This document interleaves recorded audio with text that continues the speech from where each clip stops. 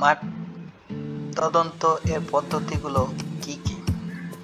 মাটি তদন্ত এর পদ্ধতিসমূহ: নাম্বার 1, পরিদর্শন ইন্সপেকশন, গর্ত পরীক্ষণ, ওপেন ট্রায়াল পিট বা টেস্ট পিট, শালাকা পদ্ধতি, প্রবিং, ছিদ্র পরীক্ষা, boring, auger boring, wash boring,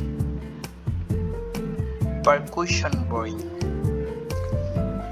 core drilling, test cylinder, geophysical পদ্ধতি বা জিওফিজিক্যাল মেথড, সিসমিক রিফ্রেকশন,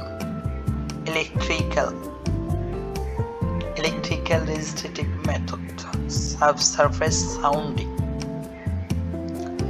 মাটি তদন্তের জন্য প্রবিং পদ্ধতিতে যে স্টিল বার ব্যবহার করা হয় তার ব্যাস কত? 25 থেকে 40 মিলিমিটার।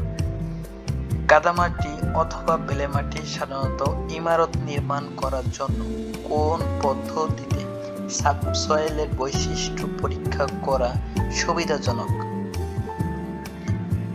পোস্ট হোল আগর পদ্ধতি, ওয়াশ বোরিং পদ্ধতি, জিওফিজিক্যাল পদ্ধতি, কোর ড্রিলিং পদ্ধতি। কত মিটার গভীরতা পর্যন্ত আগার বোরিং পদ্ধতি স্বাচ্ছন্দ্যে ব্যবহার করা যাইতে পারে? 15 মিটার। নরম মাটি, কঠিন মাটি, সংশক্তিপূর্ণ মাটি এবং মিহি বালির ক্ষেত্রে মাটি তদন্ত এ পদ্ধতিগুলোর মধ্যে কোনটি প্রযোজ্য? Agar boring. FC is equal to 0.50 f' হিসেবে ডিজাইন করা হলে তাকে 50% ক্রসিং বিবেচনা করা হয়। 110 ডিগ্রি সেন্টিগ্রেড তাপমাত্রায় বিটুমিন গলাতে হয়। 80 থেকে 100 এবং 60 থেকে 70 বিটুমিন ব্যবহার করা হয়। বর্তমানে 60 থেকে 70টা বেশি ব্যবহার করা হয়ে আসতেছে। প্রকৌশল কাজের সম্ভাব্য পরিব্যয়: মালামালের বিস্তারিত বিবরণ, দর, ফাইনাল পরিব্যয় যিনি নির্ণয় করেন তাকে এস্টিমেটর বলে। যে সকল আরসিসি রাস্তা 6 মাস পানির নিচে থাকে এবং বাকি 6 মাস পানির উপরে থাকে তাকে সাবমার্জ সড়ক বলে। ক্যাম্বার কি?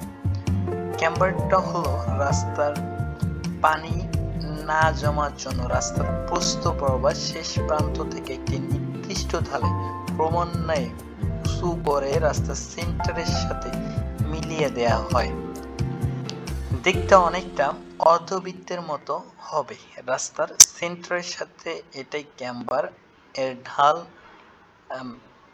মেইনটেইনের জন্য কাঠ দিয়ে কাঠামো তৈরি করে নেওয়া হয়। মোট কথা রাস্তার পানি না জমার জন্যই ক্যাম্বার দেয়া হয় রাস্তায়।